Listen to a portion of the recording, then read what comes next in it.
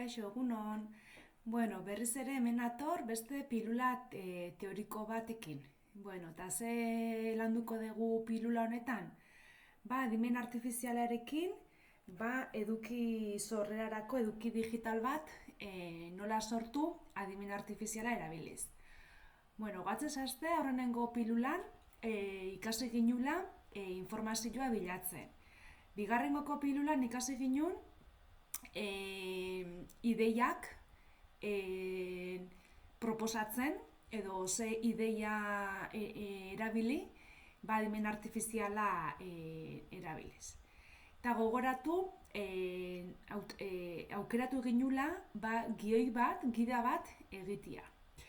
Beraz, orduan, informazioa badaukagu, kasu honetan, pazientearen garbiketa egiteko, ohean dagoen pertsona baten garbiketa higienikoa egiteko, eta zer sortuko dugun, gia bat. Orduan, esango diona da, erraminta digitalari informazioa badaukagu, esango dio zer nahi deun sortzia, zehaztu egingo diogu, banedola gida bat, eta beak sortzeko eskatuko dio. Komenigarria izango litzateke, eduki testualaz idatziaz gain, komenigarria da gida horretan, aitatzen dugun bezala klasean, materialari ere erreferentzia egitea, eta komenigarria izango litzateke, polita geldituko litzateka bisualago behintzat, idatziaz gain, adibidez, argazkiak, irudiak izatea gida horrek. Ezta? Hor eskatuko jo adimen artifizialai, gia bat egitea, non txortatuko dugun idatzia eta irudi batzuk. Eta baita ere, komenigarria izango litzateke guk bideoak grabatzea prozedimentu hori egiten, eta gero bideo hori ere gida horretan ere txerta genezake. Eta horrela, guztiz aberazgarria izango litzateke gurerako, gure eginkizunetarako, ondo egongo litzateke, esan dugun eduki hori sortzea modu horretara. Idatzia, testua eta bideoa txertatuz. Goazen ikustea nola egin genezake hori. Erabiliko duguna da kasu honetan Perplexity. Berriz erastiko gea pronta eraginkor bat sortzen, sortuta daukagu, gogoratu hori egin genuela ChatGPT jarri genuen lehendabiziko hori, orduan berriz ere. Estoy cursando primero de ciclo de formación profesional, DTKE. Kopiatuko dugu, eta Perplexityko hontan sartuko dugu. Pegar, eta bidaltzen diogu. Berriz ere, pronta, laburra, argia eta zehatza terminologia erabiltzen dugu. Horregatik ari gara erderaz, gaztelaniaz lantzen. Gero, bukaeran, euskeratu egingo dugu. Berriz ere, zergatik terminologia TKE hau erabiltzen ari garelako. Beha zer esan gabe lanean hasi da. Baina ez, gu badakigu zer nahi dugu. Eta aurreko batean, jaso egin genuen. Eta nun jaso nun... Hau izango, dokumentu izan gabea. Nahi deguna da, hau, ez? Una guía práctica para compañeros. Un documento tipo manual de bolsillo para estudiantes con lenguaje claro que puede consultar durante simulaciones y prácticas.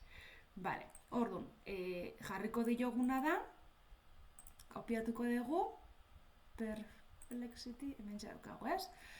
Testu inguru batean kokatu dugu erraminta digitala, ikaslea garela, ze ziklo, ze mailetan.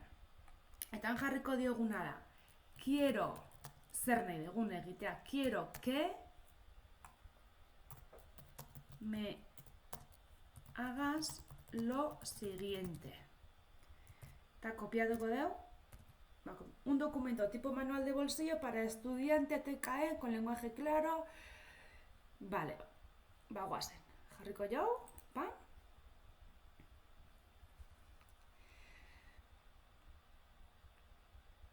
aquí tienes un manual de bolsillo pensado para que los estudiantes de TKE usen rápidamente. Principios básicos.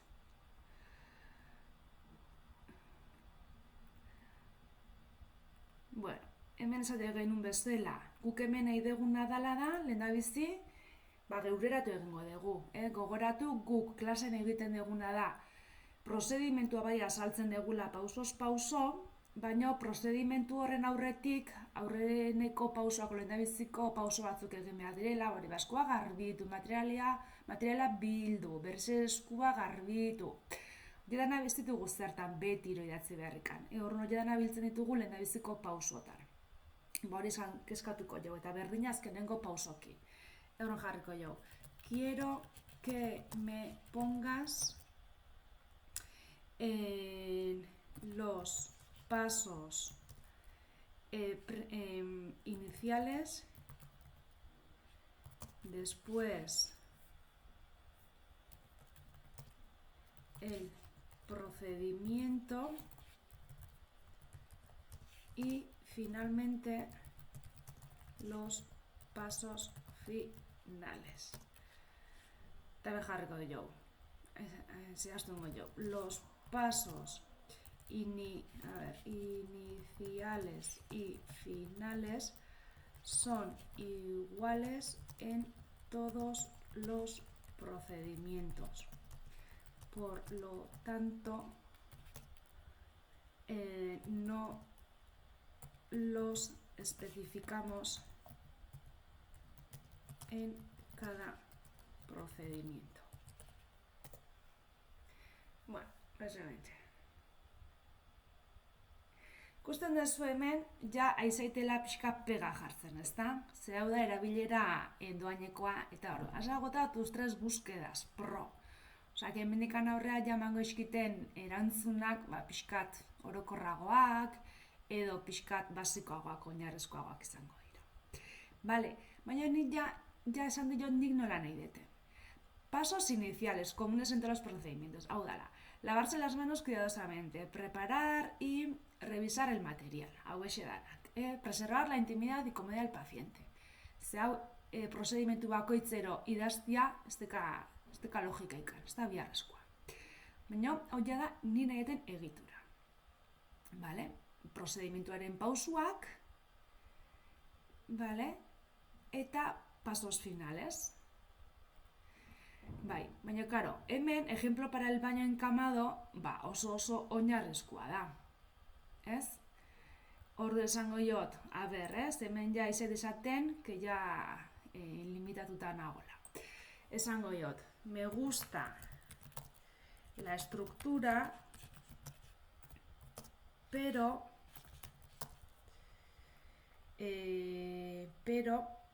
el procedimiento de la práctica tiene que ser más específica. Cíñete para eso en el documento que te he compartido. Así.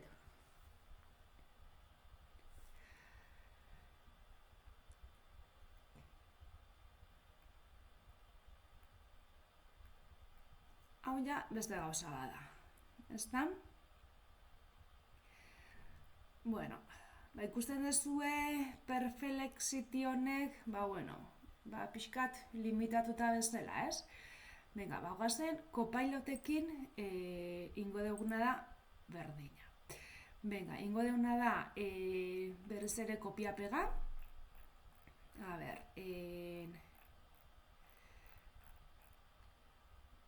vale, hau da, estás cursando, no. Hemen, a ver. Bueno, guazen, hau estoy cursando, venga, copiar, copailoten, pegar. Vale. Eta, a ver.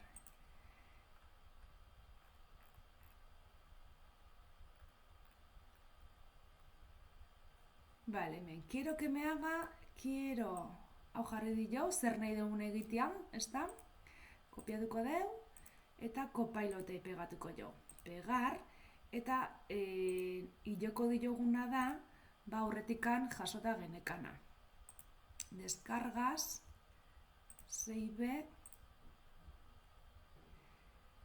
vale, hau zan, gure aurretik lortu genuen informazio hori. Venga, hor da izango da, informazio horrekin nahi duguna da gia bat, itia. Vale. Aber, hemen, prozedimentuan pausuak, itezkiten pixka txukunago Perflexitik iteziana baino. Ingo deguna da, Perflexitik emandako aurreneko pausu horiek jaso, azkenekoak jaso, eta erabiliko dugu Copilot-ek ematen digun prozedimentuan gia. Ze hau askoz ere espezifikoagoa da. Vale. Orduan, ja, testua idatzizkoa eukiko ginuke. Ja, moldatu dugu gure egiturara. Pusketa bat Perflexitin erabiliko dugu, lehendabizikoa eta bukaerako pausuak, eta Copilot-ek tarteko prozedimentuanak pausuak. Oain, ze faltako litzai guke? Esango dioguna da, Copilot-ei irudiak txertatu nahi ditugulata. Quiero introducir en la guía imágenes sobre el material utilizado, bueno, danana que es sobre los principales materiales utilizados. Hoxe behaduko jo, bakarrikan materialen eta gero esango jo beste pron batean, adibidez, prozedimentuan ez materialena baizik eta prozedimentuaren irudiak emateko. A ber, ze irudik ematen dizkigun.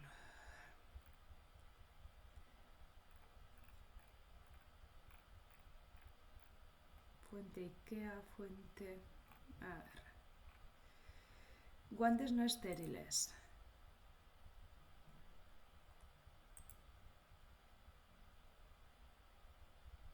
Vale. Izan leike. Gero, a ver, palangana con agua templada. A ver, se mate egun.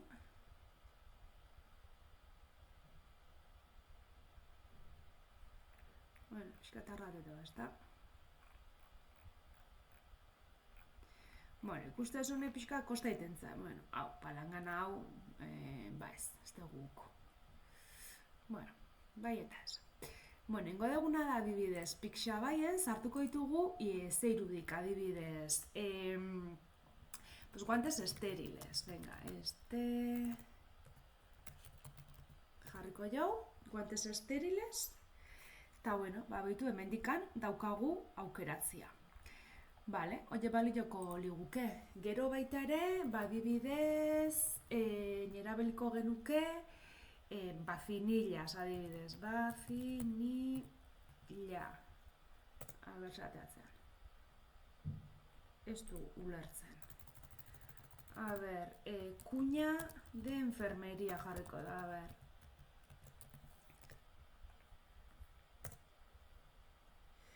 Cuña de enfermería...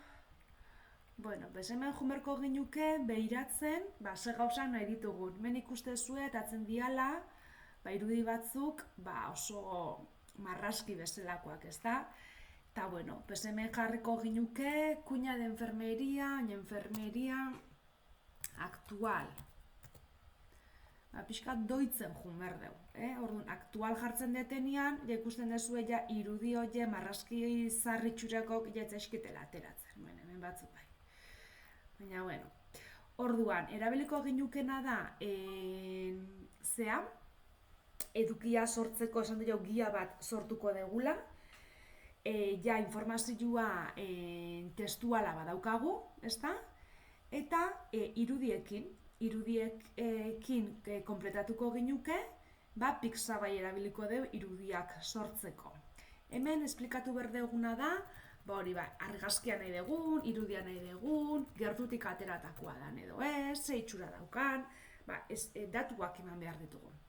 Eta gero baita ere, interesgarria izango litzateke, informazio gia horretan, guk grabatutako YouTubeko bideoak txertatzia. Orduan, edukiko ginuke produktu erabilgarri bat gure espezialitaterako. Gia bat, non asaltzen den eman beharreko jarraitu beharreko pausuak, irudiak asalduko zaizkigu eta bideoak asalduko zaizkigu baita ere. Bale? Beraz, venga, holaxe bukatuko genuke bideo bat. Hala, gerarte!